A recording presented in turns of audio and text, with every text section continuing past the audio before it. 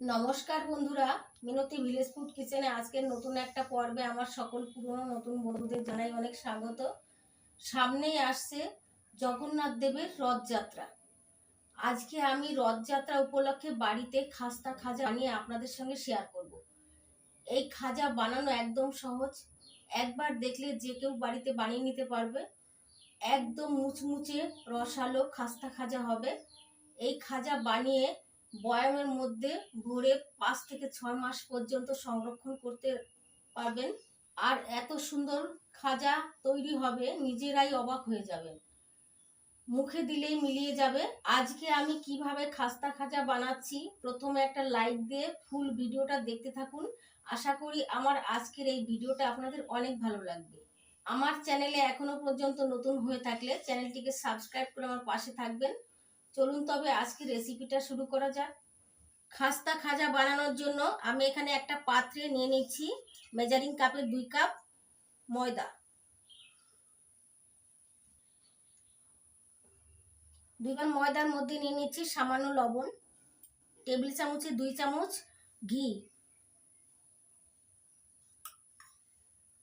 ঘি দিয়ে ময়াম করলে খাজার ফ্লেভারটা খুব ভালো আসে। আপনারা চাইলে সাদা তেল দিয়েও ময়াম দিতে পারেন। এখন ঘি দিয়ে ময়দাটা ভালো করে ময়াম করে নেব। ময়দাটা যত সুন্দর ময়াম দেওয়া হবে, খাজাগুলো তত বেশি মুচমুচে আর খাস্তা হবে। ঘি দিয়ে ময়াম দিলে খাজার ফ্লেভারটা খুব সুন্দর আসে আর খাজাগুলো অনেক বেশি মুচমুচে খাস্তা হয়। আমি এখানে ঘি দিয়ে ময়াম দিয়েছি, আপনারা চাইলে সাদা তেল দিয়েও ময়ামটা করে নিতে পারেন। সুন্দরভাবে ময়াম হলে দেখবেন মুঠো করলে সুন্দরভাবে মুঠো হয়ে যাবে। এই দেখুন, আমি সুন্দর করে ময়াম করে নিয়েছি। অল্প অল্প জল দিয়ে শক্ত শক্ত একটা ডো মেখে নিতে হবে।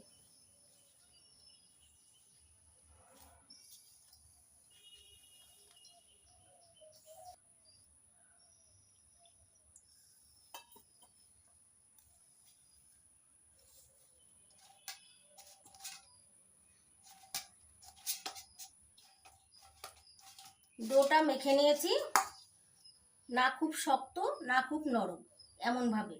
এই দেখুন, এবার এটাকে 10 থেকে 15 মিনিটের মতো ঢাকা দিয়ে রেস্টে রেখে দেবো, তাহলে ডোটা সেট হয়ে যাবে। এবার গ্যাস ধরিয়ে কড়াইয়ের মধ্যে দিয়ে দিচ্ছি 1.5 কাপ চিনি। প্রথমে 1 কাপ দিয়ে দিচ্ছি, এবার 1/2 কাপ চিনি দিয়ে দিচ্ছি। এবার 2টো এলাচির মুখ ফাটিয়ে দিয়ে দিচ্ছি সুন্দর একটা ফ্লেভারের জন্য।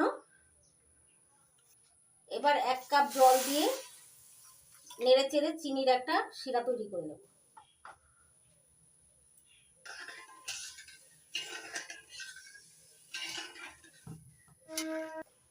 নাড়াচাড়া করে চিনি গলিয়ে ফুটিয়ে একতারের একটা শিরা তৈরি করে নিতে হবে।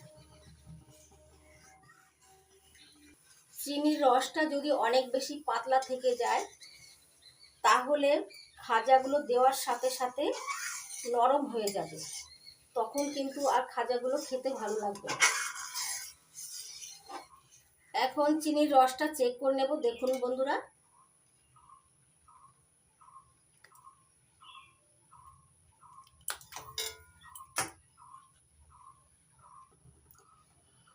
এখন চিনির রসটা চেক করে নিচ্ছি। দেখুন বন্ধুরা, এই দেখুন হালকা তারের সৃষ্টি হয়েছে, এটাকে একতারের শিরা বলে। এবার দিয়ে দিচ্ছি 1 চামচ লেবুর রস।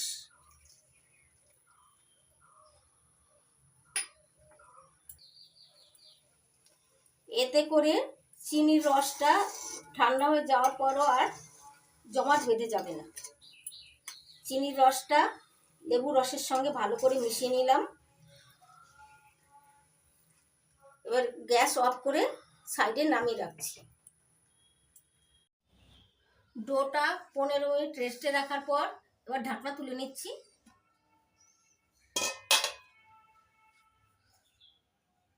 এবার হাত দিয়ে একটু ভালো করে মেখে নেব।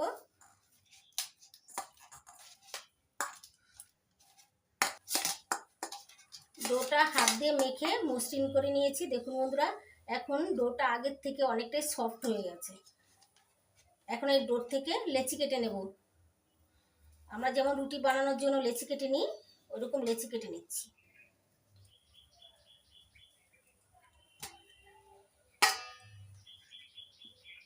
ডোর থেকে লেচিগুলো কেটে নিয়েছি। এবার একটা বাটি নিয়েছি, বাটির মধ্যে নিয়ে নিচ্ছি 2 চামচ কর্নফ্লাওয়ার।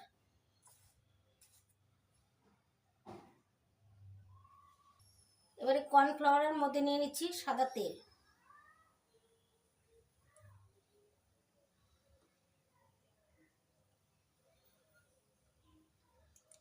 তিন চামচ সাদা তেল দিয়ে দিলাম। এবার এটা মিশ্রণ তৈরি করে নেব। সাদা তেল আর কর্নফ্লাওয়ার মিশিয়ে এরকম ঘনত্বের একটা মিশ্রণ তৈরি করে নিয়েছি। এটা পরে কাজে লাগবে। এবার ডোর থেকে যে লেচি কেটে নিয়েছি, একটা লেচি নিয়ে যতটা সম্ভব পাতলা করে রুটির মতো বেলে নেব। কর্নফ্লাওয়ার সাহায্যে রুটিগুলো বেলে নিচ্ছি।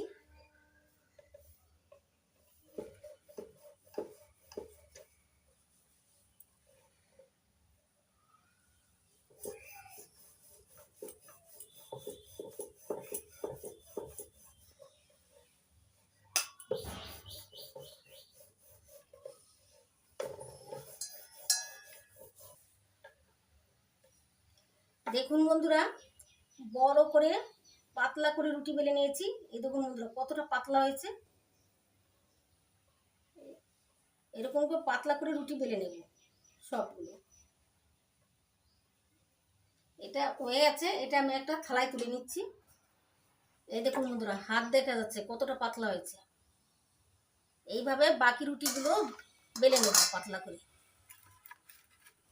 দেখুন বন্ধুরা, সবগুলো রুটি এই যে পাতলা পাতলা করে বেলে নিয়েছি। এই রুটিটা আর তুলছি না, এই রুটির উপরে দিয়ে দিচ্ছি কর্নফ্লাওয়ার আর সাদা তেলের মিশ্রণ। রুটির গায়ে ভালো করে লাগিয়ে নেব।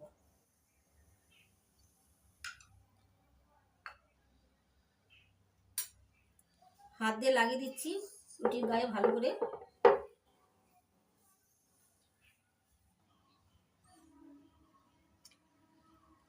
রুটির গায়ে কর্নফ্লাওয়ারের মিশ্রণটা ভালো করে দিয়ে দিয়েছি। এবার একটু শুকনো কর্নফ্লাওয়ার ছড়িয়ে দিচ্ছি।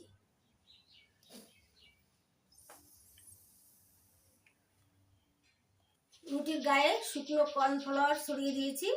এবার আর একটা পাতলা করে বেলে নেওয়া রুটি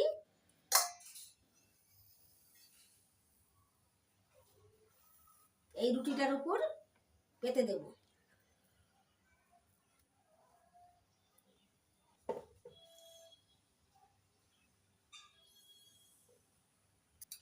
এবার আবারও একইভাবে কর্নফ্লাওয়ারের মিশ্রণটা রুটির গায়ে দিয়ে দিচ্ছি লাগিয়ে।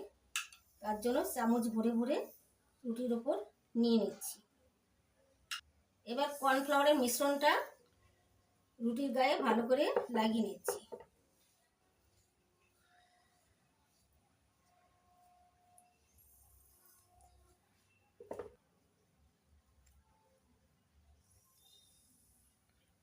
এবার শুকনো কর্নফ্লাওয়ার ছড়িয়ে দিচ্ছি রুটির ওপরে।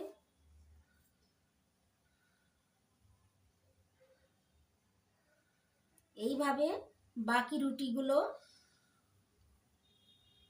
একইভাবে সাজিয়ে নেব একটা একটা করে।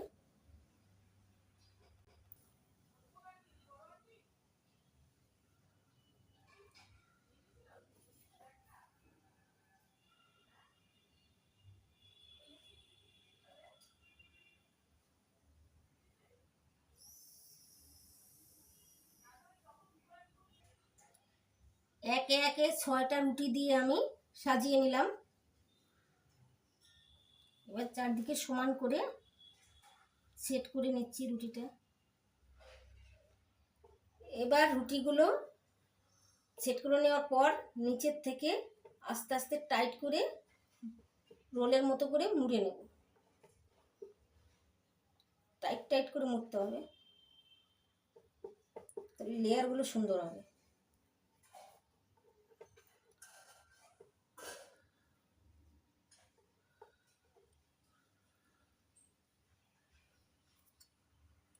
রুটির সাইডে একটু জল লাগিয়ে নিলে কি হবে, তাহলে আর যখন খাজাগুলো ভাজা হবে খুলে যাবে না। এবার মুড়ে দিচ্ছি সুন্দর করে।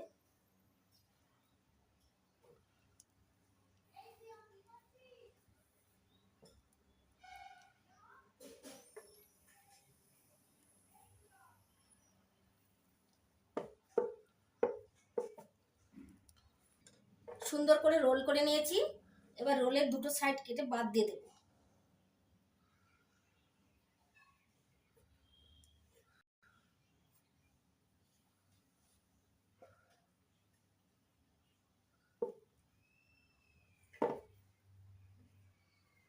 এবার সরু সরু পিস করে কেটে নিচ্ছি।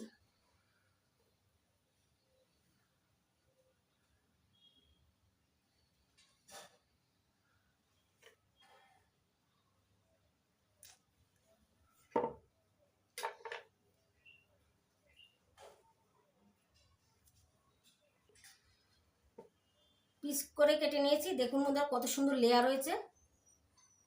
এবার এইভাবে রেখে হাত দিয়ে এরকম করে একটু চেপে দেব।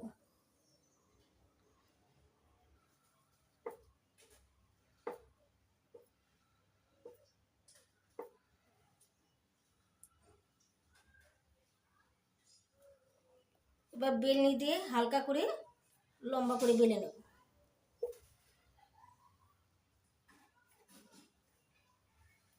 এই দেখুন বন্ধুরা কত সুন্দর লেয়ার হয়েছে। বেলে নেওয়ার পর এবার রেখে দিচ্ছি। এইভাবে আমি বাকিগুলো একইভাবে বানিয়ে নেব। সবগুলো একইভাবে তৈরি করে নিয়েছি। এবার সাদা তেলে ভেজে নেব।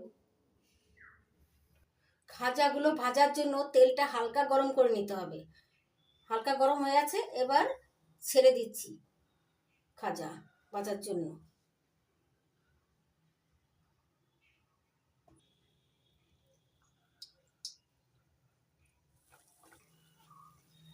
দেখুন বন্ধুরা কত সুন্দর লেয়ার হয়েছে। লেয়ারগুলো আস্তে আস্তে ছেড়ে যাচ্ছে।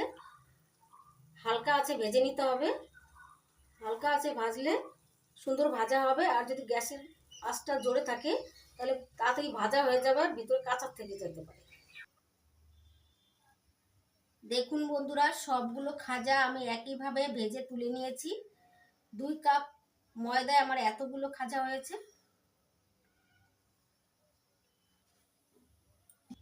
খাজাগুলো এখন ঠান্ডা হয়ে আছে, এটা সাইডে সরিয়ে নিচ্ছি। আর এদিকে যে এক তারের শিরা বানিয়ে ঢাকা দিয়ে রেখেছিলাম, সেই শিরার মধ্যে খাজা দিয়ে ভাবে সবগুলো খাজা শিরায় ডুবিয়ে শিরা ঝরিয়ে এই একটা ছাকনার মধ্যে তুলে নিচ্ছি। শিরা ঝরিয়ে একটা প্লেটে তুলে নেব, তারপরে আবার দেখাচ্ছি। খাজাগুলো চিনির শিরায় ডুবিয়ে খাজার গায়ে যে এক্সট্রা শিরা লেগেছিল সেই শিরা ঝরিয়ে একটা প্লেটে সাজিয়ে নিয়েছি। দেখুন বন্ধুরা কত সুন্দর লাগছে খাজাগুলো। এইভাবে আপনারা খুব সহজে খাজা বানিয়ে নিতে পারবেন। আমি একটা ভেঙে দেখাচ্ছি। দেখুন বন্ধুরা, এই দেখুন বন্ধুরা ভেঙে গুঁড়ো গুঁড়ো হয়ে যাচ্ছে, কতটা সুন্দর হয়েছে।